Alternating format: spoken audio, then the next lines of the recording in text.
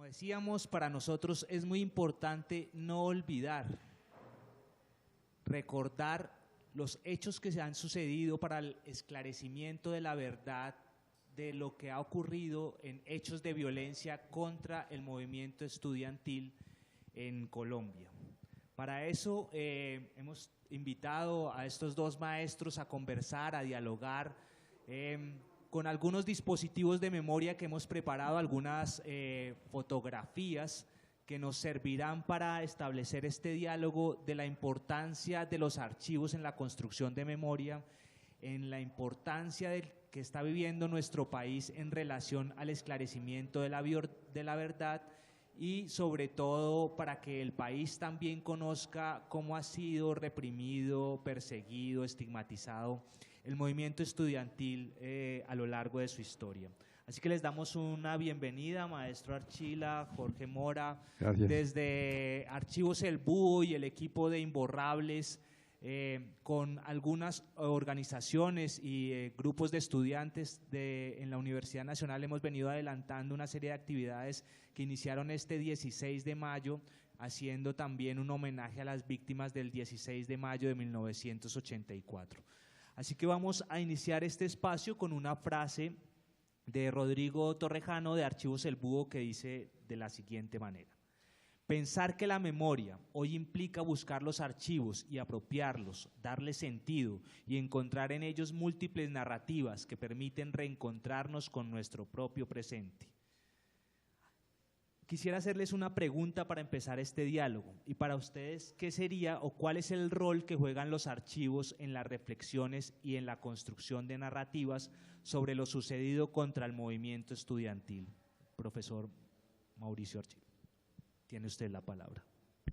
Bueno, muchas gracias por la invitación, Archivos del Búho, a los grupos estudiantiles, a los estudiantes de cine y televisión. Bueno, pues obviamente es una fecha, pues un nuevo año de 16 de mayo del 84, y pues en lo personal también quisiera recordar a dos amigos y a su padre, Mario y Elsa, que fueron asesinados hace 25 años exactamente, el 19 de mayo de 1987. Bueno,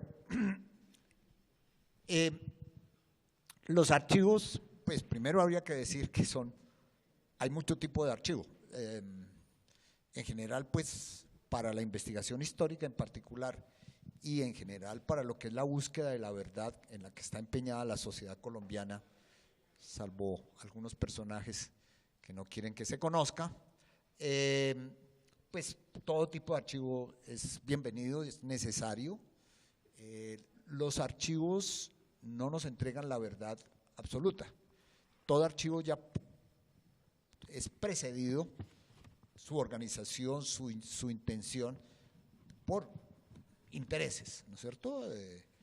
Y lo estamos viendo muy claramente ahora en la disputa que hay, sobre todo en torno al Centro Nacional de Memoria Histórica, ¿no es cierto? Cuando deja la administración Gonzalo Sánchez, que había sido una administración también pues un poco discutida, disputada, pero bueno, había logrado cierta legitimidad entre las víctimas. Viene este señor Darío Acevedo, que desafortunadamente fue colega nuestro por unos años aquí en la Universidad Nacional y en Medellín sobre todo, y bueno, con esta política negacionista quiere pues reorganizar toda la narrativa. Entonces eso impacta los archivos, o sea, el archivo mismo desde su construcción, su organización, su puesta en funcionamiento, su accesibilidad al público y todo, ya tiene su sesgo. Bueno, no sé, podría yo hablar horas enteras, pero diríamos que además de eso, es importante tener en cuenta que entre más archivos se tengan, mejor. Digamos, archivos de fuentes escritas, de documentos institucionales, de prensa, por ejemplo, para esta investigación que hicimos nosotros sobre las memorias de la Universidad Nacional en el conflicto armado, revisamos, por ejemplo, en el archivo de la universidad hay un fondo que se llama Prensa Estudiantil, y ahí la consultamos.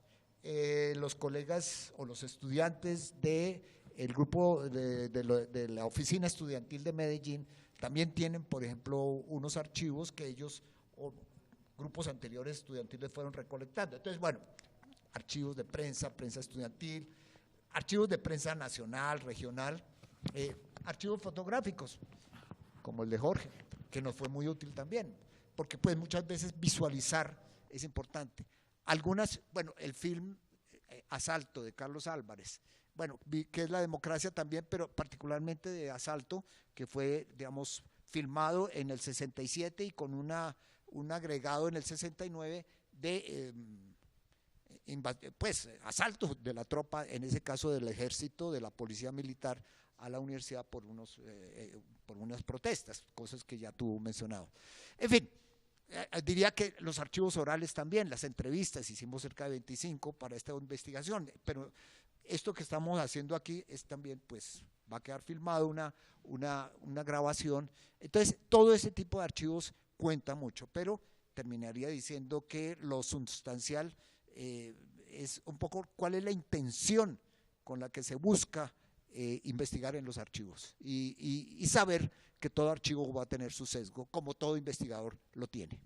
Yo pues dejaría por ahí para no acaparar la palabra. Pero pues, interesante, maestro. Muchísimas gracias porque nos da unas perspectivas también desde dónde se construye el archivo, ¿cierto? ¿Cuál es la mirada que se hace sobre ese mismo archivo?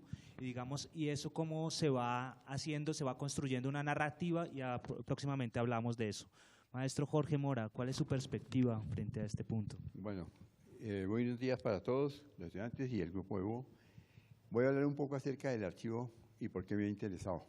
Hace muchos años, cuando yo era estudiante acá, consideraba que tener archivos es tener la memoria no solamente de un momento histórico que se tiene, sino hay que llegar a entender la intencionalidad que existe cuando este es un país que se le niega la verdad.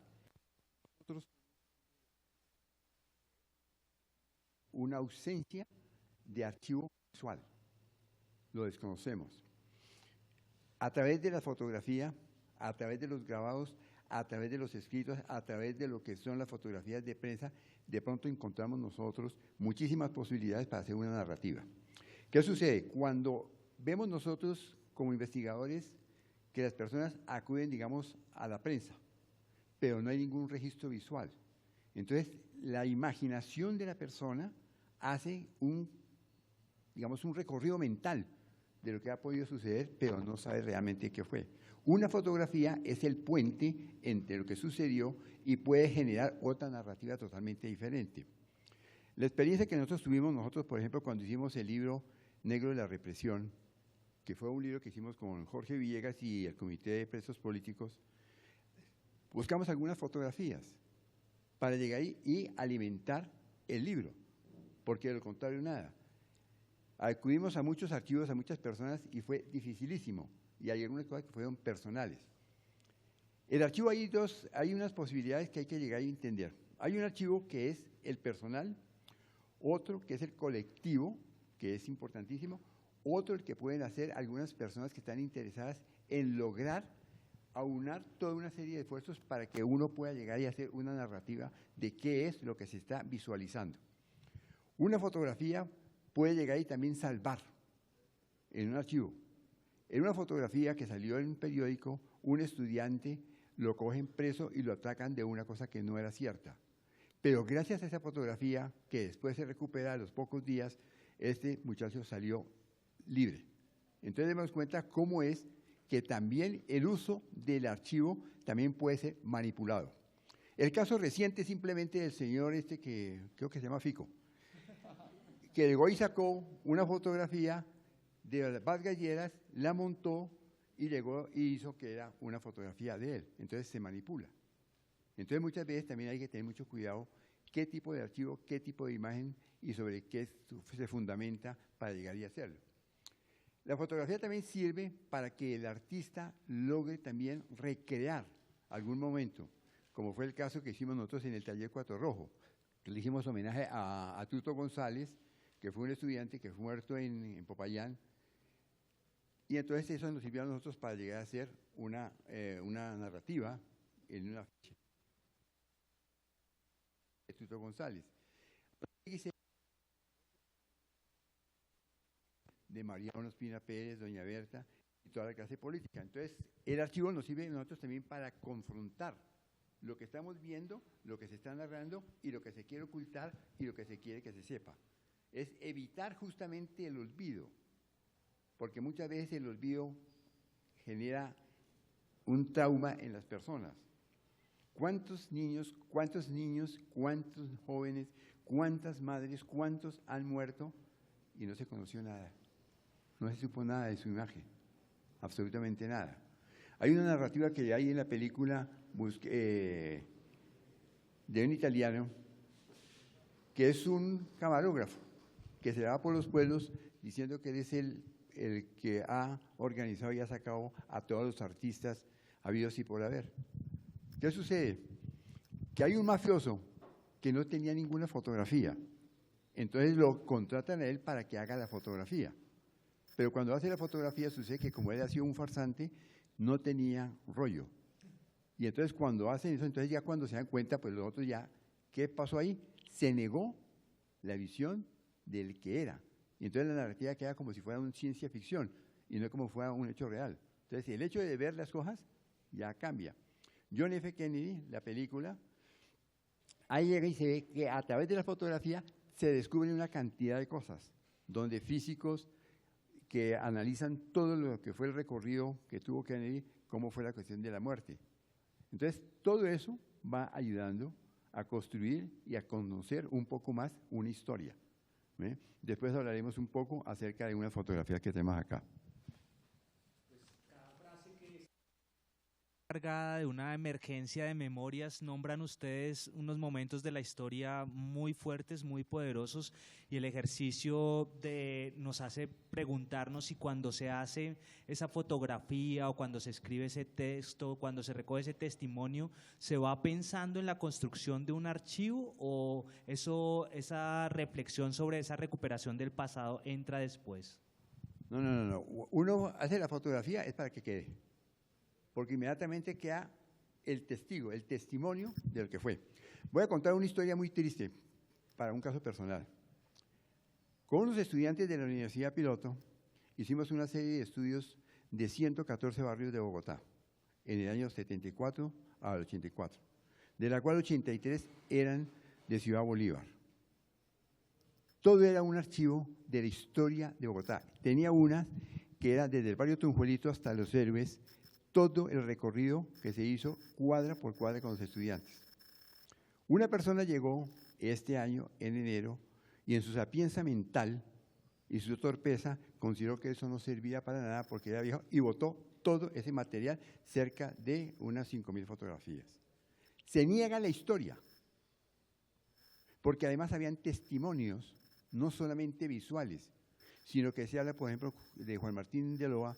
Se hace la investigación, el muchacho que fue allá hablando con el más viejo, entonces se tenía la narrativa de ese barrio. Estas fotografías, por ejemplo, otra que fue del barrio La Esmeralda y del barrio Estrella, ¿qué pasó? Que se empezó a estudiar un poco cuál era la narrativa que tenía la comunidad, la intencionalidad que tenía, digamos, de propiedad con relación al barrio. Hay unos barrios que son simplemente de paso, entonces no tienen ninguna referencia, mientras hay otros que sí construye la gente y lo va haciendo. Entonces se perdió toda esa memoria. Entonces por eso es importante. Cuando ustedes toman la fotografía del abuelo, del matrimonio, del bautismo, es memoria. Y es memoria que le recuerda a uno al país. Entonces yo creo que es importantísimo llegar y entender que el archivo construye conocimiento, construye una realidad y construye una verdad. Hay 3 verdades: la suya, la mía y la verdad.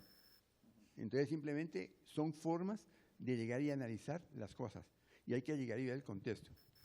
Si nosotros vemos una novela, ¿qué pasa? La novela nos puede narrar muchísimas cosas, pero si tiene un elemento que nos ayude a comprender un poco las cosas, sería mejor. Panouk, un escritor que ganó el premio Nobel, tiene un libro que se llama Estambul y se basa mucho en la fotografía para llegar y saber el recorrido de lo que es ese lugar. Bueno, por ahora. Sí, pues lo que toca a Jorge, creo que es bueno analizarlo un poquito con más detenimiento. Diríamos que en Colombia pues estamos viviendo un momento crucial, que es toda esta búsqueda de la verdad. Estamos próximos al informe o los informes de la Comisión de la Verdad, y pues mucha expectativa. Obviamente tenemos algunos cuestionamientos, críticas a ciertos comportamientos que ha tenido la Comisión, pero de todas formas, en fin, algunos de sus comisionados, comenzando por el director, el padre de Ru, pero de todas formas, independientemente de eso, eso va a ser algo importante. Digamos que sí hay como una actitud general de la sociedad por el conocimiento de la verdad. En la Universidad Nacional, gracias a Archivos del BU y a otros grupos estudiantiles, Memoria y Palabra, al grupo de Medellín, en fin, varios grupos profesorales y estudiantiles, pues se ha incentivado eso. Creo que aquí hay una política interesante de archivos. Yo no puedo hacer una evaluación, incluso pertenecí en algún momento a un comité de la universidad sobre archivos. Creo que hay juicio. El señor Escalante, por ejemplo, quien es un funcionario muy ágil, en fin, incluso, por ejemplo, recogió esos periódicos estudiantiles y los integró al archivo, pero por un lado hay limitación de espacio. Las políticas es privilegiar los archivos institucionales y no tanto, digamos, que son archivos muy interesantes de los grupos estudiantiles y todo eso. Ahora, ya en el plano nacional, uno sí puede hacer la denuncia de un descuido pues muy grande por la memoria. Pues está el Archivo General de la Nación, pero ustedes se acordarán que hace un tiempo recursos importantes del archivo se iban a orientar a una biografía de la primera dama, ¿sí? Entonces, bueno, uno dice ahí, bibliotecas, pues sí, uno reconoce la Biblioteca Nacional, la Biblioteca Luis Ángel Arango, pero por ejemplo en estos días, bueno, un antiguo compañero militancia, porque yo hago parte de una corporación que se llama la María Cano para memorias de los movimientos sociales y las izquierdas, y estamos pues tratando de ver cómo se viabiliza esas memorias que son absolutamente silenciadas. Y conversamos con la Biblioteca Nacional para las memorias de Lucho Sandoval, un líder sindical y que murió recientemente de muerte natural, y nos dijeron, sí, les aceptamos los libros, pero que no estén, si los tenemos aquí ya no valen. Claro, uno dice, si se trata de Germán Arciniegas, la Biblioteca Nacional sí incorpora toda la biblioteca, el fondo Germán Arciniegas, bueno, es una figura, digamos, estudiantil, en su época líder estudiantil, pero Lucho Sandoval no aceptan un fondo Lucho Sandoval íntegro, lo descuartizan, ¿no es cierto? Entonces, ahí, por ejemplo, hay un legado que se pierde. Y para terminar un poco con cierto pesimismo, pues Renán Vega, colega historiador de la pedagógica y bastante conocido en medios, acaba de hacer una denuncia que me parece muy interesante y muy grave, y es que la biblioteca, archivo de la USO, está prácticamente destruido. Y mandó fotos, pues se ve, digamos, lo que no se han comido las ratas, la humedad y todo, una biblioteca que ya no se usa, la USO. O sea, es un mal general, tal vez Jorge lo decía, la sociedad, hay una responsabilidad grande del Estado, pero también, digamos, de la sociedad civil, de los movimientos sociales, de los sindicatos. Para mis historias de mundo obrero y todo, no ha sido fácil encontrar archivos. Por el contrario, generalmente los líderes sindicales o no los guardan, no los valoran. Entonces hay una infravaloración del tema de memoria a través de archivos que ojalá, digamos, pudiéramos reversar algún día.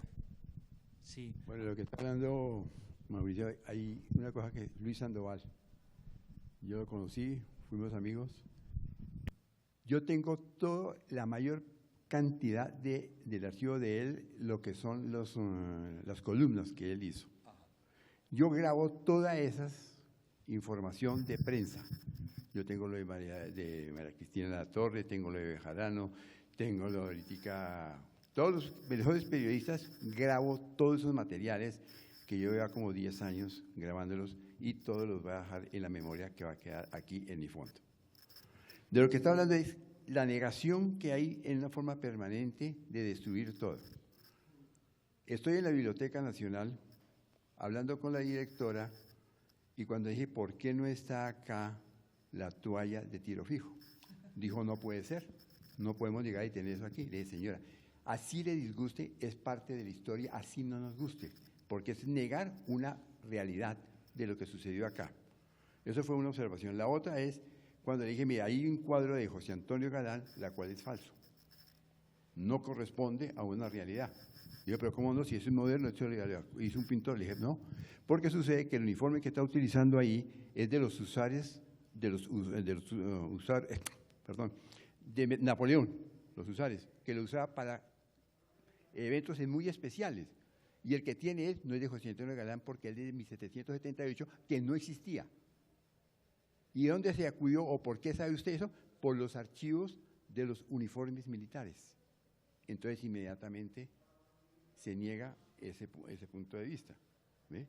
Y así como esa, voy a contar otra historia de cómo se pierden muchas veces documentos. Estamos con Jorge Villegas, escritor que no sé si ustedes sepan, fue el que escribió el libro Petróleo Colombiano, Ganancia Griega, Petróleo, Oligarquía e Imperio.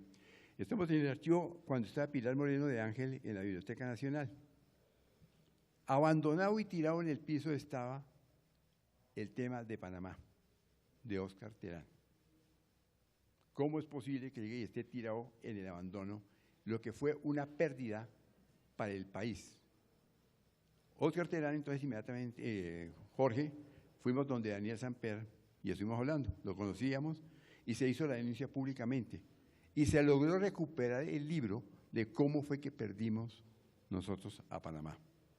Igualmente, otro libro que salió para la época de la violencia, que fue El Día del Odio, que hizo Osorio Lizarazo, cuando tuvo que llegar y salir exilado para Argentina, con Carlos H. Pareja, que allá escribe El Monstruo, y aquí escribe El Día del Odio, y de Bogotá, Ciudad Miseria. Entonces, déme cuenta que inclusive la novela ha sido perdida. Desconocemos nosotros, por ejemplo, lo que ha sido el vallenato protesta. Se desconoce totalmente. Se desconoce, por ejemplo, ustedes quizás no sepan de todas las canciones y corridos que se hicieron en el llano a Guadalupe Salcedo. ¿Ve? Los cantores del Pacífico, las décimas, cómo llegar al Ataján. Todo eso es parte de la historia porque va siendo una narración. No es la narración oficial. Las fotografías también sirven para llegar y hacer casos como el que pasaba aquí en la universidad, que la prensa decía, fueron 100, 200 estudiantes los que estuvieron en la manifestación. La fotografía decía otra cosa. Cambia. Entonces, me doy cuenta cómo es que la importancia del archivo, la importancia de un archivo visual, cambia una narrativa. Y es importantísimo por eso llegar y saber ver y saber mirar. Esa es la otra cosa que tenemos que llegar a aprender, entre ver y mirar. Una como un aspecto físico y la otra como el del raciocinio, del que hay que hacer presencia. ¿Ve? Eso es como… Nosotros consideramos de alguna manera que nuestro país vive en una disputa de memorias y ayer escuché curiosamente a Francisco Santos en Estados Unidos decir que habían perdido la narrativa. Sí, en ese sentido, ¿cómo ha sido construida la narrativa del movimiento estudiantil en nuestro país y en qué momento nos encontramos en eso ahora? Bueno, también hay que pluralizar. Bueno, no sé, Pachito Santos, a qué narrativa se referiría. Yo creo que ellos están peleando es por aquel tema del conflicto armado, de si hubo conflicto armado, que ellos insisten, Uribe y él, y pues Darío Acevedo, etcétera, que no, que lo que hubo fue una guerra de terroristas contra la sociedad.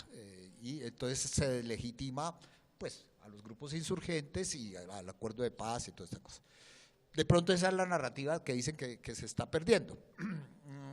Pero bueno, ya la pregunta sobre las narrativas del movimiento estudiantil, digamos que puede haber varias o que las hay. Puede haber una, llamémosla mayoritaria, que tiene mucho peso en la opinión pública, que es la narrativa negativa. El movimiento estudiantil es un movimiento de terroristas, ahora vándalos, guerrilleros, ¿sí? Las universidades públicas son unos antros. Uy, Pachito Santos mandó alguna cosa por ahí. En fin, esa narrativa muy pedestre, muy poco, por supuesto, ilustrada, muy poco documentada, tiene mucho peso, ¿sí?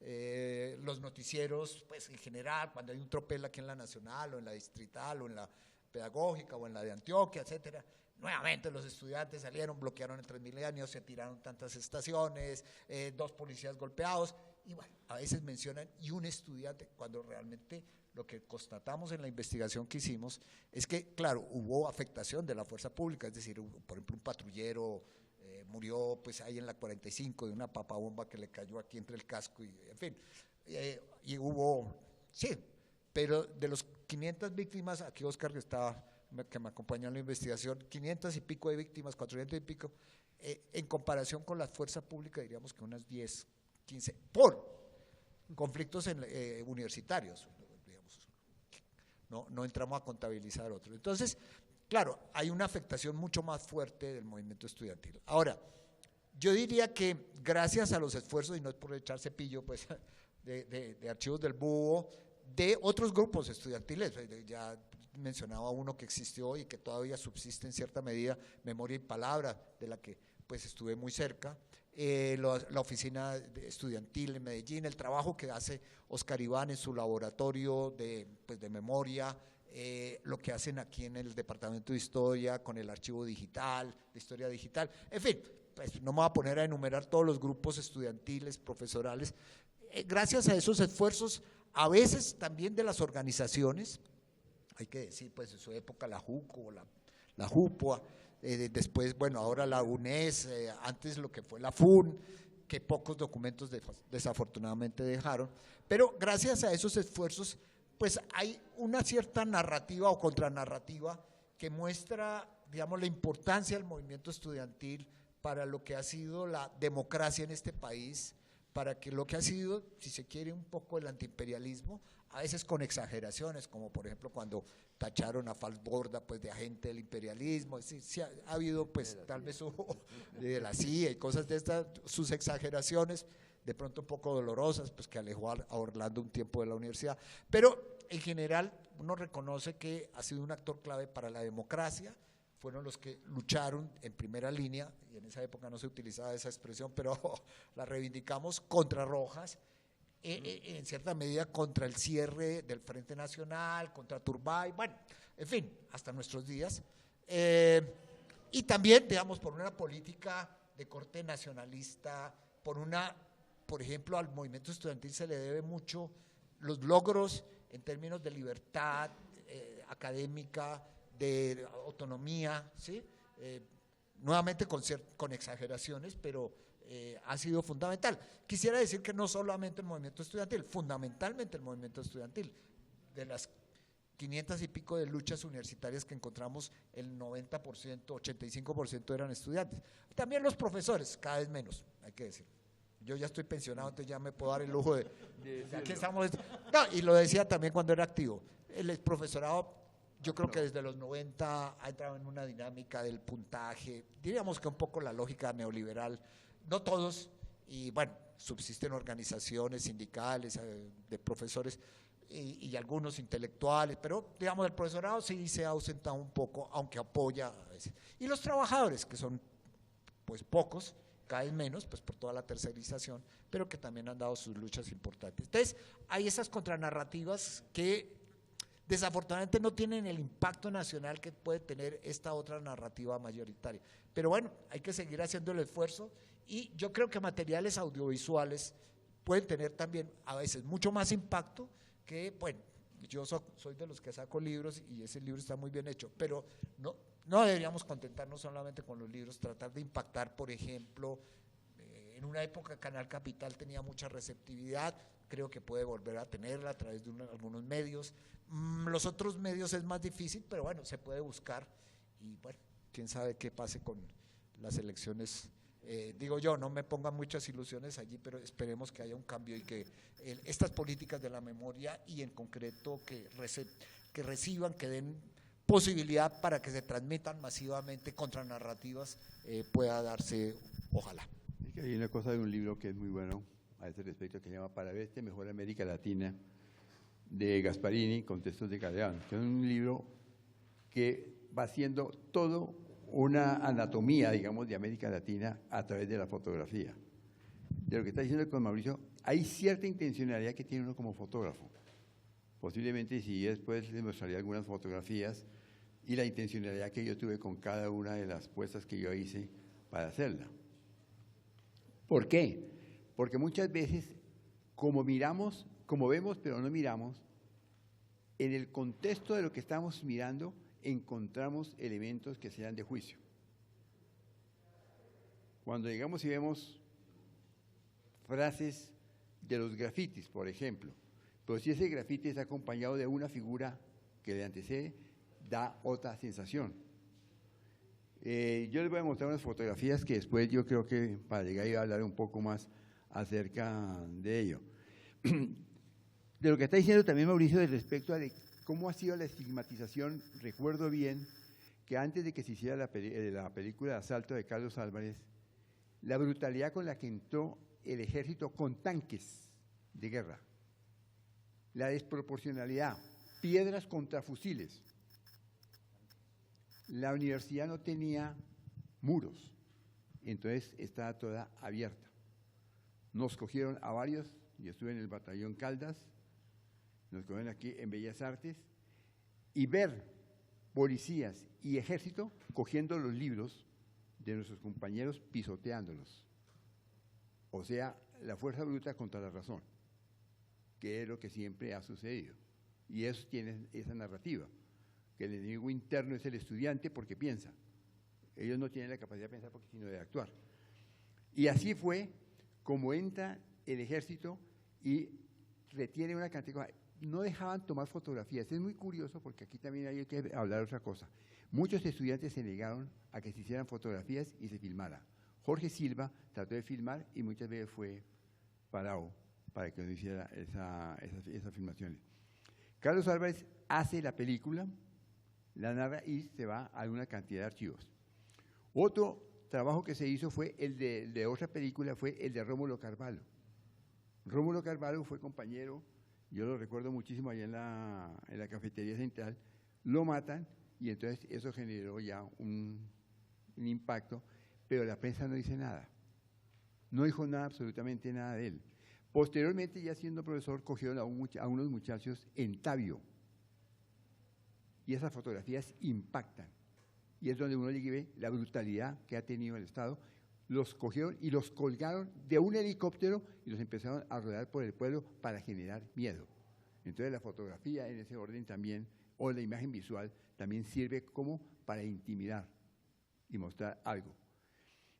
Una fotografía que a mí me llama mucho la atención, y en una charla que hice sobre Basta Ya, ver la fotografía de los 12 campesinos en Marquetalia, cómo vestían, cómo están, y verla después, 20 años después, el cambio que hay de uniforme y todo. ¿Quién generó todo esto? Entonces demos cuenta que todo empieza cuando Caín mató a Abel. ¿Y por qué lo mata? Por exclusión. ¿Qué fue lo que sucedió con la cuestión del Frente Nacional acá? Se excluyó. Entonces, todas esas imágenes nos van a hacer a nosotros un recuerdo para llegar y hacer una nueva reinterpretación mental y una reinterpretación del país. Y lo que estamos viendo, no solamente fue en Colombia, fue en América Latina, la noche de los lápices, que ustedes tienen que llegar y mirarla como cineastas. Llegar y ver todo lo que pasó en Chile, lo que pasó en la Argentina, lo que pasó en Uruguay con la Operación Cóndor, lo que pasó en México, en Tlatelolco, de la cual ha sido una narrativa Oriana Falazzi. Pero viendo las fotografías es otra cosa totalmente diferente porque el impacto que genera es brutal. Y hay unos textos de Susan Sontag que nos lleva a nosotros a hacer una reflexión respecto a la cuestión del dolor de los demás, que no tenemos. Manipulaciones como esta que les voy a contar de un periodista de RCN hace muchísimos años. Tiene la información de unas personas que están secuestradas y reúnen a la familia a las 10 de la mañana. Pero les dicen a la familia que no, que se esperen hasta las 12 del día, que es la hora de la transmisión del noticiero. Eso sucede en Antioquia. Esperaron a que fuera la hora, pero además con un agravante. Es decirle a la persona que siente el dolor y que lo haga, y entonces inmediatamente llega el camarógrafo, coge a la persona y empieza a mostrar la cara de la señora llorando en la angustia de tener esa noticia. Y genera ya un impacto de una manipulación sucia y asquerosa como la que se hizo RCN y el señor Hernández. El señor Hernández sabía perfectamente que le iban a hacer esa pregunta porque ya lo habían titulado antes, pero era para generar dolor. Este país ha perdido la noción del dolor. No se conduele con el dolor mientras no lo sufra. Entonces lo niega. Hay una investigadora mexicana que nombra esto como la patofagia, la capacidad de consumir criminalidad de una manera constante, de tal manera que terminas insensibilizándote ante lo que estamos viviendo. Pues empecemos entonces ahora a mirar las fotografías seleccionadas un poco. Me gustaría ver en ustedes qué evocan estos momentos y Jorge, ¿nos puedes decir en qué momento histórico nos ubicamos? Pero, nosotros? Si quieres, antes de Maestro Archila va a decir no, algo no, antes una de… cosita muy, mientras se preparan ya las fotos de Jorge, es que pues traía aquí una ilustración de otra manipulación muy tremenda. Esto es en el contexto de lo que se llamó la desaparición colectiva de estudiantes de la Nacional y de la Distrital, lo que conformó después el colectivo 82, que fue el origen de ASFADES. Estudiantes de la Nacional, entre otras los hermanos San Juan, que fueron los que pintaron la imagen del Che, y otros, fueron acusados, digamos, de pertenecer a un grupo guerrillero que secuestró y asesinó a 3 hijos de un, pues, que después se conoció mafioso. Bueno, pero digamos, para no alargar la cosa, El Tiempo en primera página del 21 de septiembre de 1982 dice: padres de niños asesinados acusan a 3 grupos guerrilleros. Y luego en la página, digamos, en la que ilustran la noticia, ponen unos dibujos de supuestos secuestradores y ponen a 2 estudiantes que supuestamente alquilaron una casa en donde tuvieron a los niños secuestrados, supuestamente todo eso. Bueno, esto fue ponerle, digamos, la lápida a estos estudiantes. Quien dirigía la investigación era el señor Faruk Janine, no, era el hermano de Faruk Janine Díaz, que es conocidos de autos por complicidad con los paramilitares en el Magdalena Medio. Este señor, su hermano, era el jefe del F2 que se puso al servicio de este señor mafioso para detener y desaparecer estudiantes. Digamos, quería, antes de entrar ya en estas fotografías que van a ser muy interesantes, mostrar pues tal vez otro caso de lo que es la manipulación, en este caso de una emoción muy fuerte, claro, que asesinen a 3 hijos de, pues, peladitos, eso no tiene ninguna justificación, pero de paso con eso se hizo una macartización tremenda del movimiento estudiantil en la Nacional y en la Distrital. Terminaría diciendo también a modo crítico en esta parte que me sorprende que mientras la Distrital hizo un homenaje y les dio el doctor, pues el título honoris causa a los hermanos San Juan, aquí en la Nacional, y allí hay un auditorio en su nombre, aquí ninguno de estos estudiantes ha sido ni siquiera mencionado. Entonces, bueno, no sé, eso tiene que ver también mucho con lo del 16 de mayo y cosas de estas que para ciertos círculos, incluso de la universidad, sería mejor olvidar, pero por fortuna aquí estamos recordando. La resistencia de las memorias en disputa en este país, relacionadas con la Universidad Nacional y con el país, porque no es solo lo que ha sucedido en el campus universitario o directamente con los estudiantes, sino esa relación del estudiantado con el país. Entonces ahora sí, pues refirámonos a la primera fotografía. Bueno, esta fue una de las fotografías de la UIS, que fue el primer movimiento estudiantil donde hizo una marcha de más de 500 kilómetros que salió de Bucaramanga para Bogotá, teniendo una serie de dificultades. Pero si nosotros vemos la fotografía, una persona puede llegar y verla, no le dice nada. De pronto puede ser la gente que está en paseo.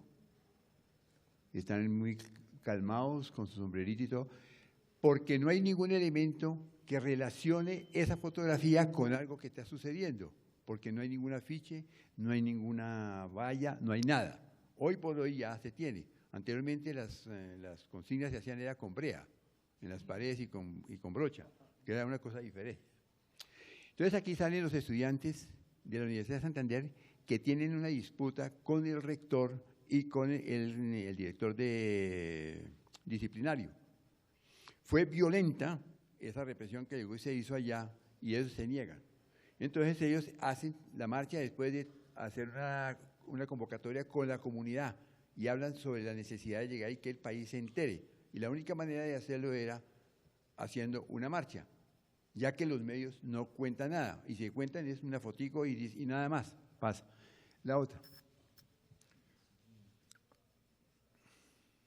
Maestro Mauricio, ¿tiene algún recuerdo, alguna referencia de ese momento histórico para el país? Claro. No, bueno, no, yo estaba en ese momento, pues si se refiere, Jorge, al movimiento del 64-65, no, yo estaba todavía en bachillerato, pero pues después he leído mucho sobre eso, pero no, pues sí. La vivencia directa. Bueno, aquí está reunido el comité de huelga y lo que iba a ser la marcha. En la parte de ahí hay una persona con la mano en el bolsillo, es Jaime Arenas. Como fumando el cigarrillo. Sí, como fumando el cigarrillo, o sea, el que está casi el segundo de izquierda a derecha. En el centro.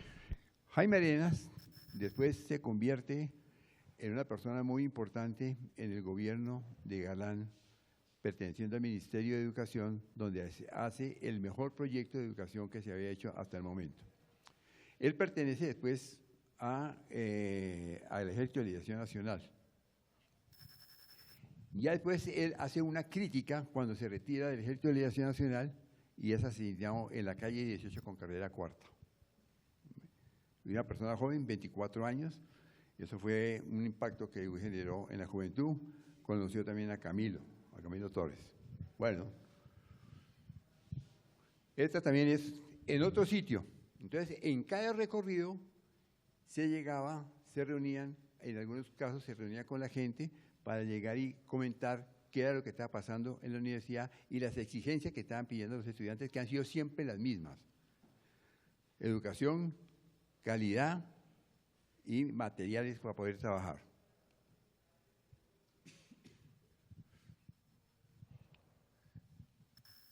Y aquí tenemos ya las manifestaciones que se hacen en la calle. Entonces siempre es tratar de llegar y mirar qué decía el cartel aquí, de lo que por lo cual se está luchando. Continuamos. Una consigna que siempre existió en la academia, y justamente para la época de las elecciones, no vote. Hoy la narrativa es diferente, vote, pero vote bien, con inteligencia. Ojalá para que la señora Marvel se vaya. Bueno, la otra cosa es, las paredes hablan lo que la prensa calla. Entonces miren allá el grafiti que hay cuando pasan los campesinos y lo que está diciendo allí. Cuando el pueblo se organiza, la oligarquía tiembla. Seguimos. Sucede que en los barrios populares, este es en el barrio Egipto, allá se hace es una procesión el Día de los Reyes, es la vara de premio, el esfuerzo que tiene que hacer un niño para llegar y poder ganar un premio y poderle llevar algo a la comida a la gente. El barrio Egipto tiene mucha historia, porque ahí estuvo el general Maza, allá nació, vivió y fue uno de los promotores de la independencia de Colombia, lo mismo que Carbonell, cuando el 20 de julio estaba por caerse ya el movimiento, y Carbonell, que es el principal y que se desconoce en la historia, va al barrio Egipto y va a los barrios cercanos por circular para llegar y sacar gente del pueblo y así tomar la Plaza de Bolívar y evitar, o si no, no hubiéramos tenido la independencia que dicen que tuvimos nosotros el 20 de julio, que no creo, pero bueno. Esa es de 1970.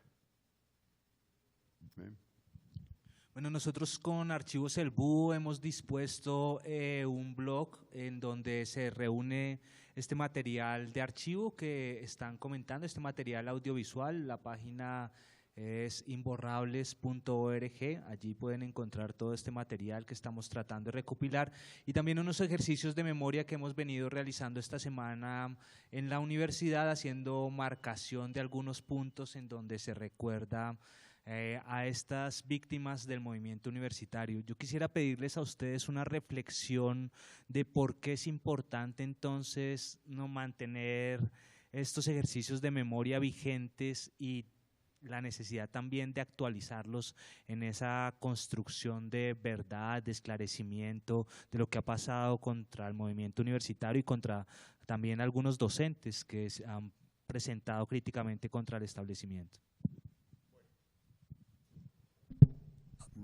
Bueno, comenzaría con una pequeña cuña institucional, así como alabo mucho lo que está haciendo Jorge y el legado que le va a dar con toda esa documentación que él está construyendo, con toda la fotografía, etcétera. Pues queríamos contar que el resultado de la investigación que hicimos sobre la Universidad Nacional en el conflicto armado, pues ese estudio sobre la victimización, sobre las luchas estudiantiles y todo, tiene varios productos, incluso algunos de ellos con el apoyo de Rodrigo. Tenemos por un lado el informe que está diseñado pues para una lectura muy ágil, se puede bajar también en PDF, es un texto pues que se lee, digamos, creo que con agrado, tiene algunas ilustraciones fotográficas. Tenemos por otro lado una línea de tiempo que en esto Oscar me ayudó bastante, con unas 200 entradas, 230 entradas, cubre, digamos, con unas antecedentes de lo que ocurrió en el 29, en el 54, pero nos centramos entre el 58 y el 18, que es el periodo que trabajamos. Esa línea de tiempo también tiene ilustraciones, fotos de prensa, algunos videos que logramos conseguir, como el video de asalto que lo hemos mencionado, y tenemos la georreferenciación de tres lugares o tres espacios georreferenciados, en eso con ayuda también de Rodrigo. Uno, digamos, lo que la victimización en Medellín, no todas, pero digamos las víctimas, no sé, de alguna forma que tienen como más impacto. Luego en Bogotá, pues mirando las que ocurren en la ciudad, y luego una concentrada en el campus, que es por supuesto el principal sitio de victimización, y uno nota pues hay un poco la aglomeración de víctimas en torno a la 45 o a la 26. Eso todo está albergado en la página web de Red Paz. Ustedes ponen www.redpaz y allí en un título que dice Memorias, pican Memorias y ahí está la Universidad Nacional en el conflicto armado. Lástima que hubieran apagado, o pues si lo pudieran buscar de pronto para ilustrar ahí, pues que se pudiera poner en pantalla. Bueno, ese fue la cuña y bueno, de alguna manera sí voy respondiendo a la pregunta. Yo creo que, digamos, para mí es como historiador y como, digamos, como intelectual, no sé, comprometido un poco con esta causa de los movimientos sociales y todo, me parece fundamental, pues en general, apoyar todos los esfuerzos que la academia y que la intelectualidad podamos hacer para que esto que llamamos un poco el auge de la memoria pase de ser una simple moda o una tendencia a que se convierta realmente en una cuestión que dinamice mucho la recuperación de memorias, sobre todo subalternizadas, escondidas, olvidadas. Yo creo que en eso hay que hacer mucha fuerza. Bueno, salió precisamente lo que menos interesaba, que es un poco la sesión de una cátedra en la que por ahí va saliendo. Ahora, si quieres de pronto, Oscar, no sé cómo. Esa es la pestaña de memorias.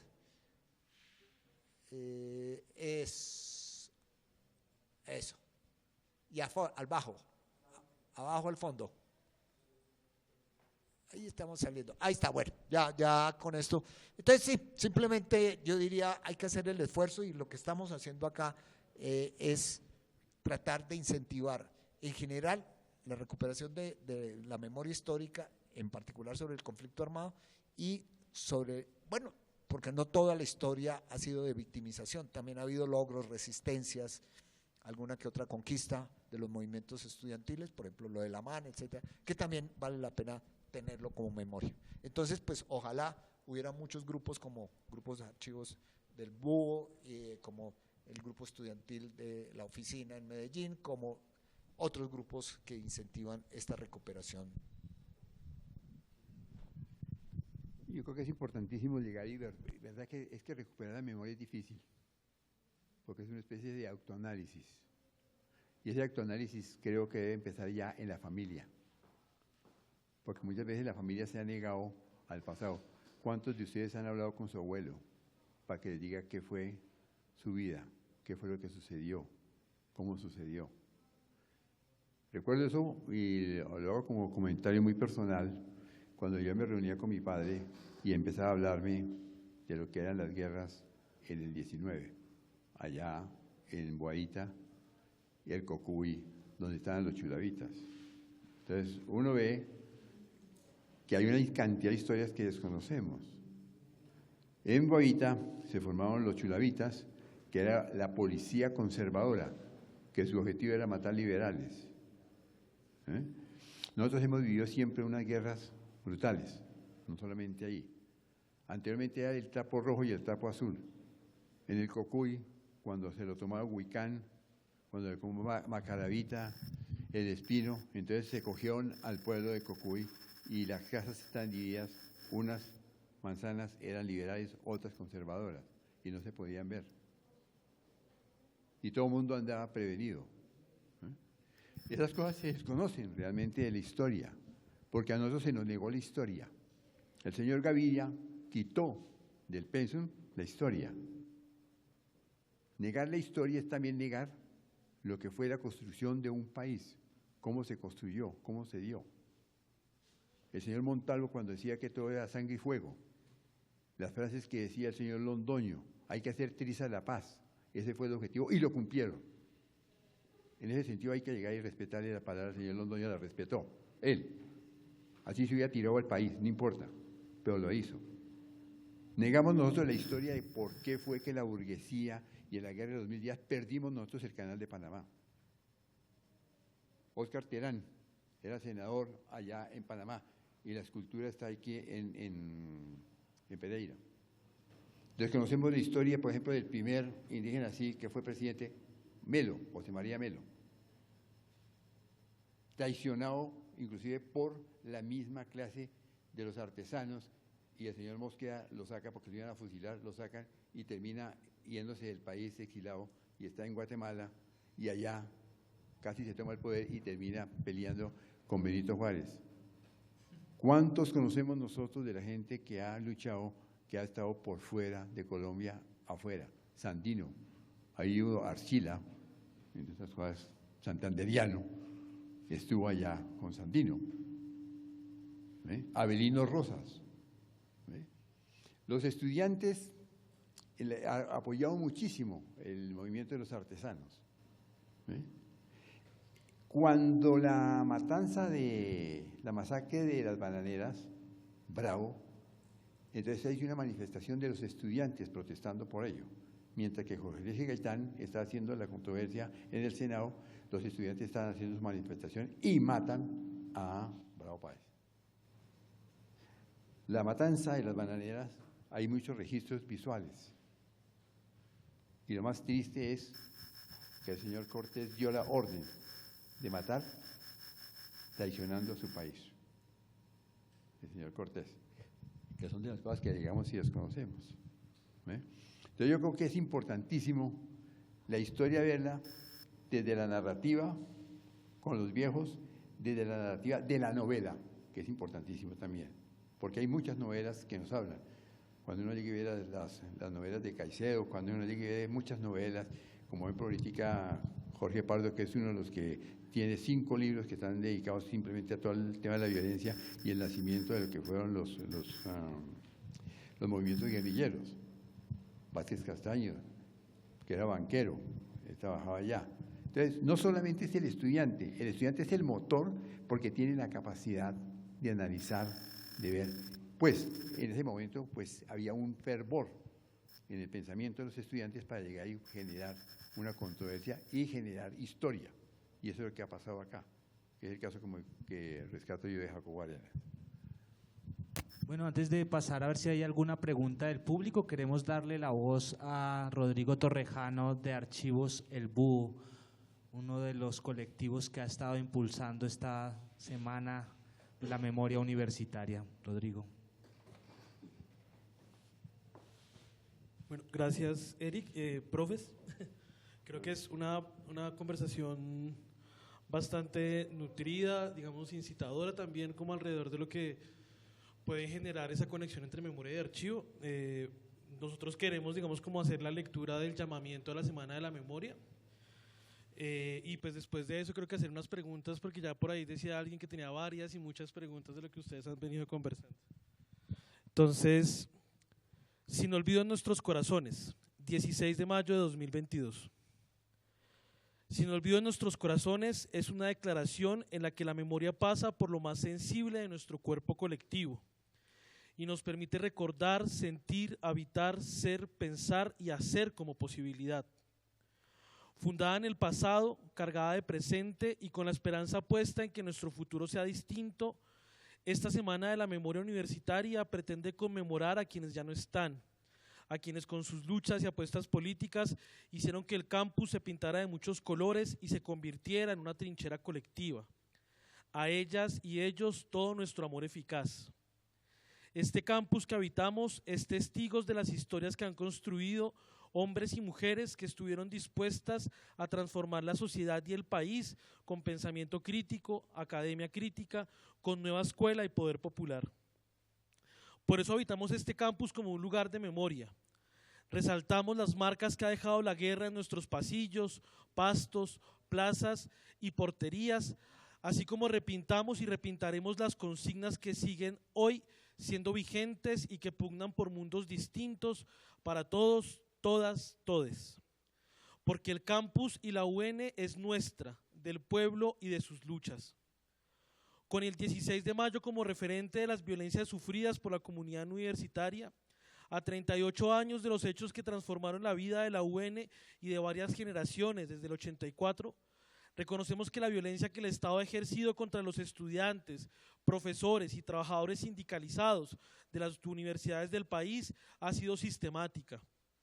Desde 1929 ha sumado cientos de víctimas mortales como Gonzalo Bravo, Uriel Gutiérrez, Omaira Montoya, Nidia Erika Bautista, Chucho León Patiño, Beatriz Sandoval, Hugo López, Carlos Julio García, Patricio Silva y otros tantos y tantas que conforman una lista interminable de tristezas y ausencias que pesan para sus familias, las universidades y el país.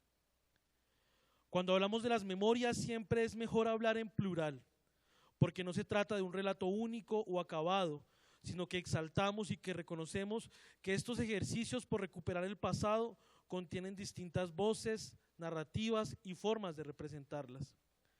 Por eso nuestros aportes a la memoria no pretenden ser relatos únicos y su intención es abrir espacios para que nuevas generaciones se apropien de esas historias y las conviertan en parte de la acción política y su reflexión académica. Esta Semana de la Memoria Universitaria, que se viene conmemorando desde el 2013, no pretende ser institucionalizada y tampoco convertirse en un ejercicio de pocos. Por eso hacemos este llamado, porque quisiéramos que todos, todas, todes hiciéramos una gran juntanza por verdad, justicia y memoria contra el olvido y la impunidad. Porque nuestros muertos no se olvidan, porque las memorias no se borran, porque las memorias de nuestras luchas siguen sin olvido en nuestros corazones. Por verdad, justicia y memoria, Archivos del Búho, Imborrables, Oficina de Estudiantes de la Universidad Nacional Sede Medellín, Nuestra Memoria, Corporación de Estudios Sociales y Culturales de la Memoria, Rebeldía Estudiantil Organizada y el Rebelde Comunicación Libre. Gracias.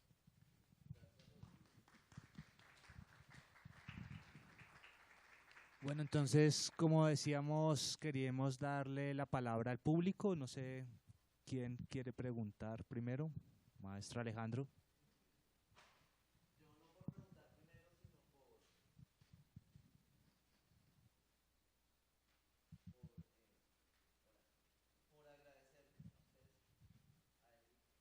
a Mauricio la presencia acá hoy en la Escuela de Cine y Televisión, y también las cosas tan importantes que nos han recordado y nos han llamado como a la atención y a la acción.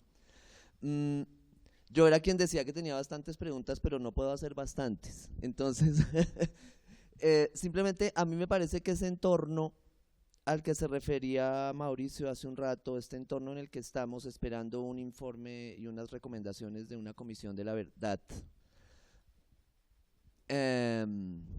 pues tiene unas tensiones, y esas tensiones se pueden evidenciar también en la relación entre archivo y memoria, y entre el quehacer audiovisual de quienes construimos día a día archivos queriendo y sin querer, ¿no? También. Y en eso, cuando ustedes hablaban hoy de esas borraduras, de esas desapariciones, de esas opacidades, a veces muy intencionadas y muy mal intencionadas, y a veces por descuido, ¿cierto? Se perdió el archivo porque se mojó, porque hubo un accidente, porque alguien no lo guardó donde era. Me hace preguntar sobre cómo hacemos para actuar para la memoria en esta dinámica gelatinosa de los archivos. Derrida habla de una necesidad de darle domicilio al archivo, de domiciliarlo, que es por ejemplo el movimiento que tiene el fondo que lleva el nombre del profesor Jorge Mora, está en un domicilio. Y creo que ese también es un peligro, porque algún día llega alguien y cambia la política, como sucedió recientemente en el Centro Nacional de Memoria Histórica, y dice esto ya no, ¿no? Por la narrativa esa con mayúscula, que a veces olvida que cada quien puede narrar y enunciar desde su propio lugar. Entonces me pregunto yo cómo lograr domiciliar, pero a la vez desdomiciliar el archivo, que cada quien tenga como la posibilidad de acceso, un poco siguiendo a Walter Benjamin en este asunto de democratizar la imagen, de acercarnos a pues la imagen y el archivo, ¿no? Me pregunto cómo hacerlo contemporáneamente y cómo tratar de escapar al máximo de ese peligro de no solo de la desaparición, sino de la opacidad y del mal uso, ¿no? Todo esto se puede usar con diferentes intencionalidades. Hay como el peligro, ¿no? Creo que tú ibas a...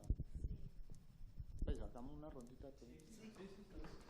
Ahorita cuando hablaban de, digamos, de las narrativas, yo también me preguntaba por las narrativas como al interior del movimiento estudiantil, no tanto hacia afuera, sino nosotros mismos como estudiantes, qué narrativa tenemos, y a veces creo es un poco romántica o muy homogénea más bien, del movimiento estudiantil como el movimiento por la lucha social, por el cambio, por la transformación, etcétera, etcétera. Pero resulta que cuando uno se va al archivo, precisamente, por ejemplo el archivo de la sede de Medellín de la oficina estudiantil, se encuentra como con puntos opacos o sombras o cosas muy nefastas que también se dieron dentro del movimiento estudiantil. Entonces, por ejemplo, un panfleto de las autodefensas de la Universidad de Antioquia, autodefensas estudiantiles de la Universidad de Antioquia, o las de la Universidad Nacional, Susana me corrige, las autodefensas de la Universidad Nacional, sede de Medellín, estos panfletos pues diciendo que contra los caóticos cristianos y no sé qué, y dentro del mismo movimiento estudiantil como... Pero entonces la pregunta es cómo hacer lectura de estos archivos que sin deslegitimar pues el movimiento estudiantil, o cómo tratar esas sombras, esas cosas que también sucedieron dentro de esa diversidad enorme de lo que es el movimiento estudiantil u otros movimientos, pero cómo leerlo de una forma en que no termine afectando pues como la esencia del movimiento estudiantil, si me hago entender.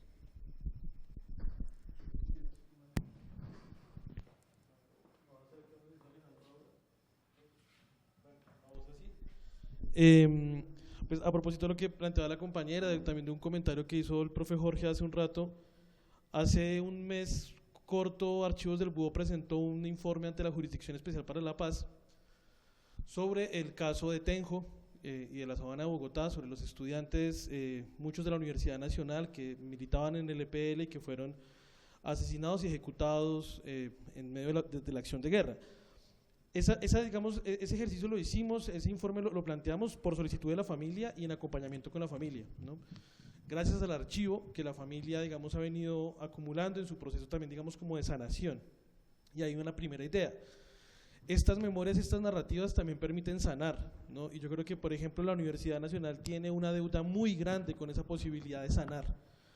Si por ejemplo, el mayo del 84 fue tan duro, tan fuerte, es porque lo que se hizo fue cerrar el campus, cerrar la posibilidad de que la gente se encontrara, se abrazara, analizara la situación, se tomara un café y también contemplara, digamos, o hiciera un análisis de lo que ocurrió, digamos, dentro de la universidad.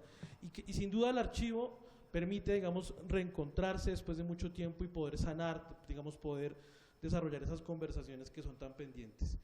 Y tres, pues el archivo sin duda, y digamos, desde el ejercicio de archivos del Búho, nos hemos encontrado permanentemente también con los usos de la violencia y la violencia de forma, digamos, permanente y constante en la narrativa del movimiento estudiantil.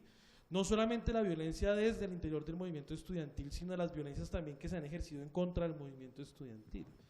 Nosotros, digamos, hemos llegado a una valoración alrededor de, pues, por ejemplo, en mayo del 84, sí se reconoce que hubo un intento de violencia propositiva por parte del movimiento estudiantil. Una violencia que fue superada rápidamente, ampliamente por la fuerza pública, desproporcionadamente, con una intención letal, digamos, por parte de la fuerza pública. Pero creemos, digamos, y cuando hacíamos el lanzamiento del libro de Reventando Silencios, cuando se lo entregábamos a la comisión, decíamos, puede que esta también sea la oportunidad para poder hablar sobre, por ejemplo, el uso de la violencia al interior de los campus universitarios. Yo ahí de pronto haría una pregunta directa al profe Mauricio. ¿Cuál fue esa reflexión, por ejemplo, alrededor del repertorio, digamos, colectivo del movimiento estudiantil y del uso de la violencia? Eso cómo se ve reflejado en el informe de memorias del conflicto en la Universidad Nacional, porque sé que fue, digamos, también uno como de esos puntos interesantes de ese debate, que sin duda nos hablan, y nos hablan sobre todo en un contexto en el que en los últimos 2 meses dentro de la universidad hemos visto resurgir una expresión muy asociada, digamos, como a la reivindicación de una guerrilla que supuestamente se encuentra en un proceso de paz, en medio de la implementación, ¿cierto? Entonces, pues creo que también situar esos debates nos permite sin duda pensarnos el presente, hacerle preguntas al presente y por qué no también pensarse hacia el futuro. Entonces yo lo dejaría ahí. Bueno, No sé si tienen alguna pregunta más o damos ya respuesta a estas 3, maestro. pues, bueno, a ver, muchas gracias por las preguntas, permiten aterrizar pues algo de lo que estuvimos diciendo acá. Bueno, comenzaría primero por la primera pregunta, en fin, sobre un poco el momento en el que estamos, cómo incentivar estos archivos, Falso Borda los llamaba archivos de baúl. Esos eran un poco invisibles, lo que el llamado de él era como sacarlos del baúl y bueno, de alguna manera ponerlos en lugares públicos.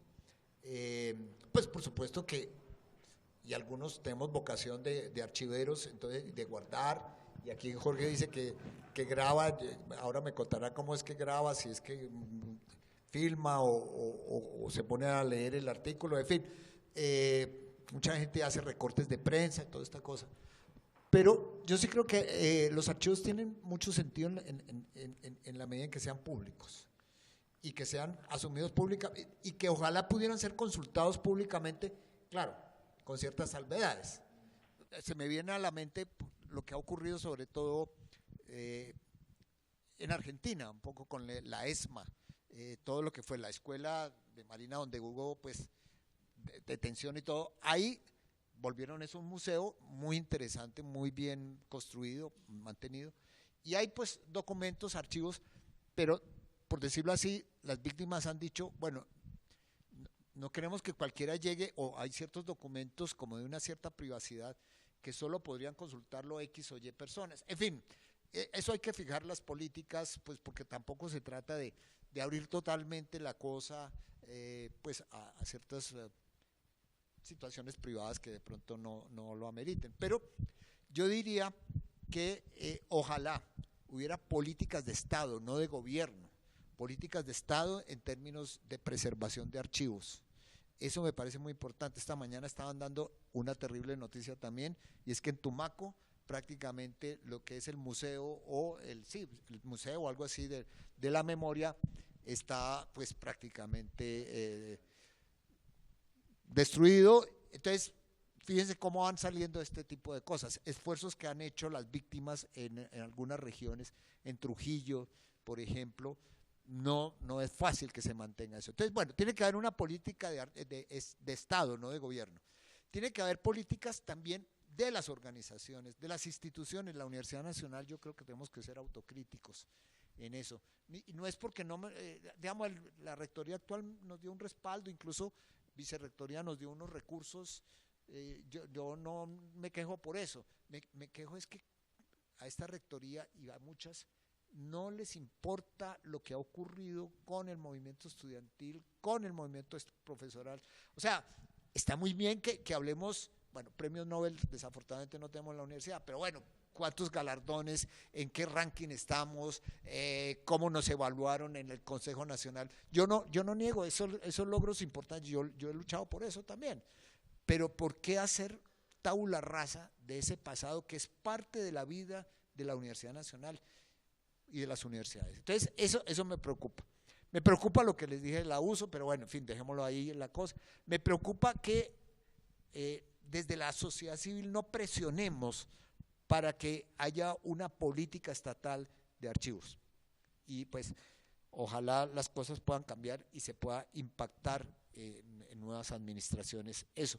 No bastaría con que alguien llegara a la presidencia y, no sé, y nombrara nuevamente a alguien mucho más cercano a las víctimas para lo que va a hacer ahora el museo, que ustedes lo están viendo, lo están construyendo a marchas forzadas, seguramente para que Duque vaya y en 4 paredes inaugure. Esperemos que por fortuna el guión vuelva a tener un cauce como el que tenía antes de que llegara este señor Acevedo. Bueno, digamos, términos gruesos, yo diría, es, en la medida de lo posible, tratar de hacer públicos esos archivos, preservarlos. Eso significa, por supuesto, ciertos espacios, locaciones, pero también unas políticas que realimenten, porque el archivo no basta con tener los documentos e incluso con abrirlo a ciertos públicos. Hay que mantener actividades como esta, ¿no es cierto? Porque el archivo solo no habla. Bueno, ahí podría quedarme horas enteras hablando, pero y trataría de responder un poco las 2 preguntas que están relacionadas.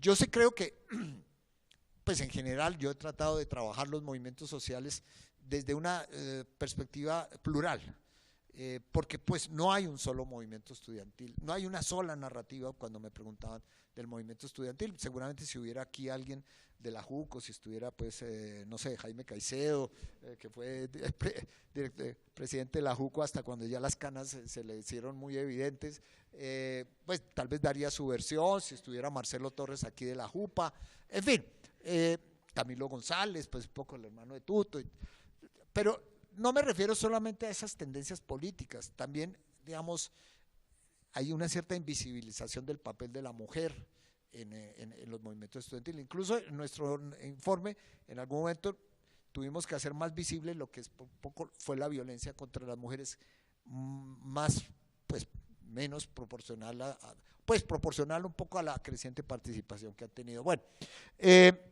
o sea que hay que pensar en el movimiento como un movimiento heterogéneo, plural, con conflictos en su interior.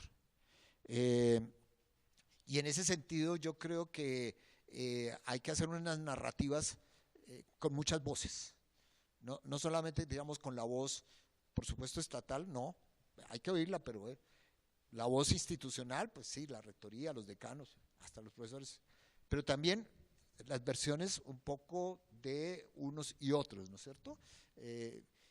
No sé qué tanto lo logramos plasmar allí, no creo que hayamos hecho mucho de lo que estoy aquí predicando.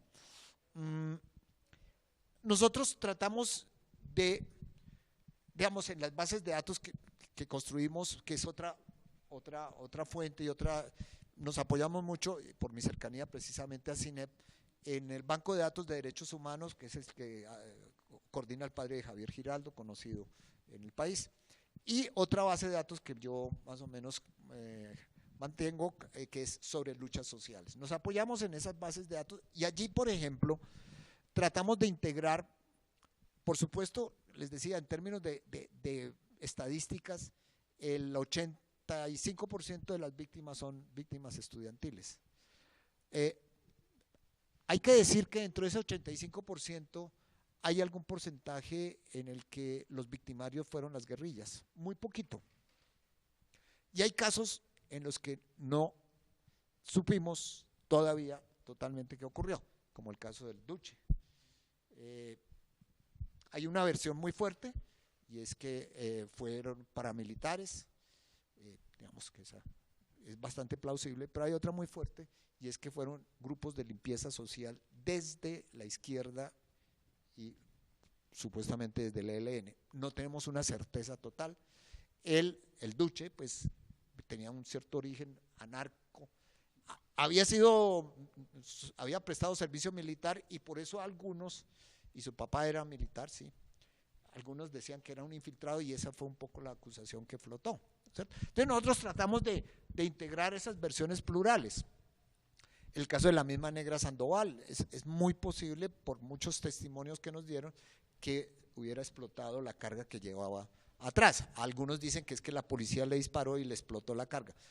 Algunos dicen que, en fin, y era un grupo que combinaba un poco cierta alucinógenos cuando era el momento del tropel. Esto me lleva al punto un poco de Rodrigo. Nosotros, yo personalmente soy un poco fóbico del tropel, no como Jorge, que sí fue tropelero, pero en las épocas de Jorge era con piedra, era la edad de piedra, no era la edad de hierro que después… Bueno, yo, en fin, un poco temeroso de esas cosas, apenas ahí medio tropel salgo corriendo, pero como investigador nosotros dijimos, el tropel es un fenómeno que hay que analizar, o sea, no hay que, no sé, exaltarlo y decir, pero tampoco macartizarlo, porque, es decir, de alguna manera es una expresión, a veces, digamos, desesperada, en algunos casos muy sin sentido, sí, cuando son 4 o 5 hay encapuchados que uno no sabe ni por qué después. En otros casos, digamos, es una parte a veces que hay que tratar de encontrar. Pero no quisiera centrar la respuesta a lo de Rodrigo en lo del tropel. Creo que eso es a mi juicio, yo privilegio mucho más que, digamos, las formas masivas de movilización, las formas, si quiere, lúdicas, festivas, me parece que tienen mucho más impacto en la opinión pública que, por supuesto, destruir una estación de Transmilenio, aunque a veces uno entiende por qué pasó lo que pasó, o porque tuvieron que enfrentarse, pues, con tanta fuerza con la fuerza pública, especialmente con el SMAT, que es otro tema. Pero bueno, llego un poco al meollo nosotros sí nos preocupamos mucho por tratar de entender esa violencia que ocurre también en el seno de la comunidad universitaria. O sea, por supuesto que, digámoslo claramente, el paramilitarismo, y en el caso de la Universidad Nacional, la fuerza pública, y en particular la policía, y desde que existe el SMAT, son los principales victimarios de las víctimas de la Universidad Nacional, ¿sí? En un pequeño porcentaje las guerrillas, por ahí aparece alguna que es encapuchados, creo que hay 2 o 3 casos que no pudimos resolver. No, me refiero a lo que pudo ser la violencia simbólica en nuestra universidad, de la cual tendríamos que sanarnos también. Por supuesto, la violencia física letal cuenta, y ustedes han hecho una labor muy importante con demostrar que el 16 de mayo sí existió, que sí entraron los cobras, que sí dispararon, que posiblemente desde las milicias de algunas guerrillas hubo la idea de escalar y tal vez de usar armas, y eso pudo haber incentivado, entre comillas, una respuesta que, como tú dijiste, fue desproporcionada, brutal. Nosotros entrevistamos a Humberto Vergara Portela, que era secretario en ese momento, creo que era secretario, sí, de la universidad, y bueno, y defensor de derechos humanos. Me dijo, yo fui a las morgues, fuimos a la fiscalía, bueno, no existía la fiscalía, creo que la procuraduría, y nunca se reportó un solo muerto. Por eso nosotros nunca hemos dicho que hubo un muerto el 16 de mayo. Archivos del Búho ha demostrado que sí los hubo, ¿sí? Y eso hay que seguirlo haciendo. Pero además de esa violencia letal, hay que hablar de una violencia, digamos, dogmática, de una serie de formas que no han permitido diálogos entre diferentes a veces en la universidad. En una época con los homosexuales había mucho problema. Con las mujeres que no eran militantes y no se ponían las batas hindúes, sino que usaban pues algunas prendas, cuando pasaban por la Che, eso era la chifladera más. Y había una cierta justificación patriarcal y machista de atacar a esas mujeres. Pues, no digo yo físicamente, pero maltratarlas. Entonces, bueno, a ver, yo creo que hay, además de la violencia física, que creo que esta rectoría por lo menos no se ha tomado en serio lo que ha significado eso. Nosotros le entregamos el informe, pero pues, mejor dicho, tiene otras prioridades. Además de eso, de esto que ustedes están haciendo de resignificar lugares, que deberíamos seguirlo haciendo, la placa de Patricio Silva y todo eso, habría que hacer también toda una política de sanación en el sentido de entender cómo las dinámicas violentas externas e internas afectaron a veces el diálogo democrático que es necesario tener en una universidad como esta. Sí, me recuerda a Quijano, que fue rector de la Inca. Okay, ahí está la foto del Duce precisamente. A mí me encanta de las asambleas, es que yo los dejo hablar a todos, pero yo soy el que decido. Entonces, Quijano decía eso. Yo dejo que todos discutan, pero yo soy el que decido. Entonces, esa es la democracia. Bueno, sí. Marco Palacio, que llegaba y decía que aquí se enseñaba demasiado. Y a cual Lisandro Duque, que era amigo de él, llegó y le sacó su buena columna. La tengo guardada, entre otras cosas. Hay una cosa que, para preservar las imágenes y la socialización de la misma, todo depende también de las investigaciones que se hagan. En la medida que existan más investigaciones y en la que exista más intencionalidad de descubrir muchísimas cosas y de ver que nosotros somos una parte de un timbre, porque nosotros no somos independientes de lo que está sucediendo por fuera, sino que estamos siendo afectados tanto externa como internamente. Entonces yo creo que es importantísimo llegar y también tener en cuenta que para poder preservar un archivo es necesario llegar y empezar a hacer charlas, conferencias, recordatorios. Nosotros somos un recordatorio que parecemos más bien un directorio telefónico, porque son tantas las víctimas que hay que realmente todos los días se pueden celebrar. Entonces, es una cosa que hay que llegar y también mirar, porque cada día, ¿cuántos asesinados? 136 masacres se presentaron en el gobierno de este señor que está ahorita paseando con el impuesto nuestro. Con su hermano. Y con su hermanito, pues, lógicamente. Entonces uno llega y mira que hay una necesidad imperiosa de mantener esa memoria. Voy a contar otra anécdota personal que nos pasó. Voy a decir el pecado, pero no el santo. Teníamos con Carlos Álvarez que él llegó y escaneó toda la revista alternativa, el 90%, faltaba muy poco. Fuimos a la biblioteca para hacerle entrega a la biblioteca, pero no fue posible, que decían porque que la biblioteca solamente recibía era lo que producía la universidad, lo cual me parece a mí lo más absurdo, porque es negar el conocimiento y es negar. Entonces le decíamos a la persona que estaba allí, le digo, oiga, y si un chino quiere investigar sobre qué pasó con el periodismo en Colombia y tiene como punto de referencia la revista alternativa, viene porque dice, bueno, la Universidad Nacional es el centro de la cultura, centro del conocimiento, centro de investigación, y entonces, ¿qué va a hacer? Entonces se niega, demos cuenta que ya de por sí se está negando una opción de llegar y poder adquirir una información de un archivo que puede ser de la universidad, que es un centro de investigación. Y más aún cuando tiene facultades acá, como sociología, como historia. Entonces, ¿qué está pasando? Entonces, la preservación de un documento o la preservación de un archivo se da en la medida en que éste sea continuamente consultado. Hay una cosa que es muy triste en muchos trabajos que se hacen aquí en la universidad, que eso fue otra historia de la Avenida de los Cerros, que se llamó la Avenida de los Serruchos, que hoy se llama Circunvalar. Yo tenía toda la información de ese archivo y se la pasé a Ardila para que se hiciera el trabajo allá, que él estaba con todo lo del POT. Le dio el trabajo a una niña para que hiciera la tesis, una tesis muy pobre. ¿Pero por qué? Porque no se acude a las fuentes. Y uno cuando está haciendo un trabajo de esta naturaleza, uno tiene que ver las fuentes porque uno tiene que llegar y saber qué pensó el otro.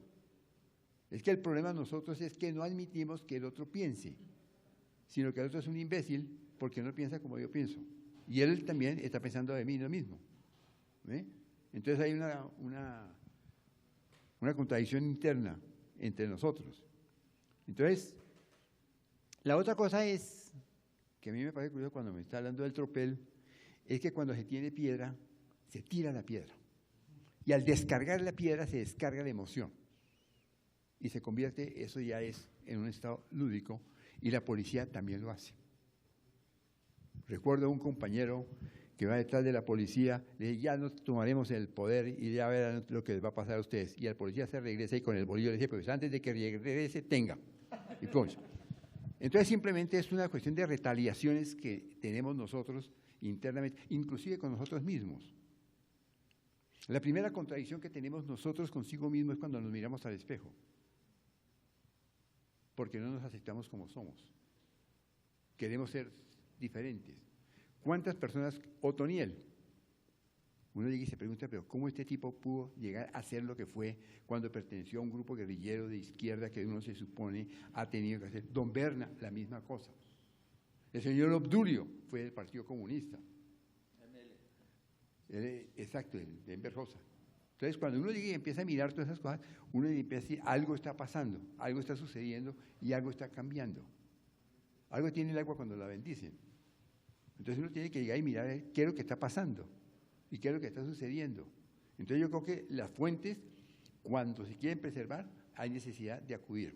Cuando hicimos nosotros el libro negro de la represión, nosotros fuimos a todos los periódicos, El Tiempo, El Espectador, Siglo, Diario Popular. Entonces, cada uno nos daba una información y simplemente llegó y se registró. Y sacamos como conclusión de que en Colombia se mataba una persona diaria, un líder. Diaria. ¿El libro salió en el 60 y qué? 60 y pico. Después Gerardo Rivas, otro compañero, él llegó y amplió el libro. Entonces yo creo que esas son de las cosas que hay que llegar y mirar, porque de verdad que tiene muchas cosas para llegar y mirar. Y saber que nosotros somos nosotros somos un país que tenemos 7 regiones y cada uno tiene una manera diferente de pensar y de actuar. Una cosa piensa el del llano, una cosa piensa el del Tolima, una cosa piensa el santanderiano, otra el antioqueño, otra el costeño. Somos una diversidad, que inclusive Bolívar lo hablaba. No somos ni negros ni blancos, sino somos una mezcla de razas. No de razas, sino de seres humanos. Pero son comportamientos que tenemos. Entonces, entender las relaciones que existen de un lugar a otro es muy difícil.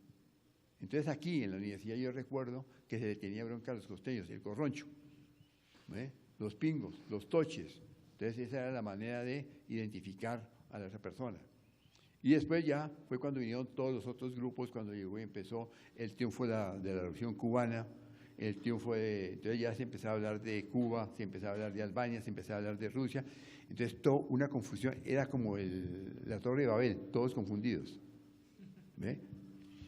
Tanto así que un amigo, vuelvo nuevamente, porque fue una persona muy especial para mí, como amigo y como investigador e historiador, Jorge Villegas, que decía la izquierda colombiana es muy particular. Se inventa unas cosas como La Pulga. La Pulga fue una editorial. La otra, La Oveja Negra, o sea, la oveja descarriada. Otros se inventaron la Torre de Babel, o sea que todos confundidos. Y al fin, cada uno va teniendo una manera de pensar diferente y cada uno quiere tener la razón. Entonces, tener la razón entre todos era muy difícil. Pero se inventan un partido que se llamó La Uno. Es tan mediocre, me decía él, es tan mínimo que hace una cuestión que se llama Uno. En cambio, el Partido Liberal hizo una cosa que se llama 1000. Es que no tenemos ni siquiera la proporción de llegar y mirar las cosas. Se ganaron unas elecciones y que hubo un error en la información que da el tiempo, y un grupo de izquierda pensó que había ganado y hizo fiesta y toda la cuestión, y sucede que han dado más un error de tipografía. Cuando nosotros nos miremos a nosotros mismos, y es una reivindicación que trato de llegar a hacer del M19, fue que llegó y empezó a pensar acá, con los seres de acá, con Bolívar. Y se acabó con el marxismo, porque los únicos marxistas aquí son los que nacieron en marzo. Y aquí tenemos ese problema de querer ser más marxista que Marx. Los curas nuestros son más papistas que el Papa. Entonces nosotros tenemos que entender nuestra identidad, qué somos nosotros, y saber cómo son, y salir adelante. Pero mientras estemos pensando como fuera, así como el señor dice que somos catrochavistas, que somos comunistas, que somos terroristas.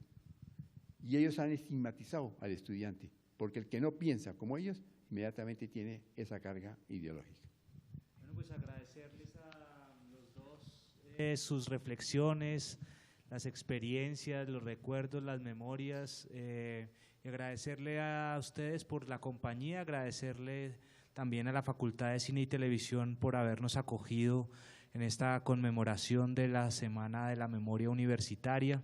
Desde Archivos El Búho e Imborrables, infinitamente agradecidos con la oportunidad de este diálogo. Feliz jornada para todas y todos. Gracias.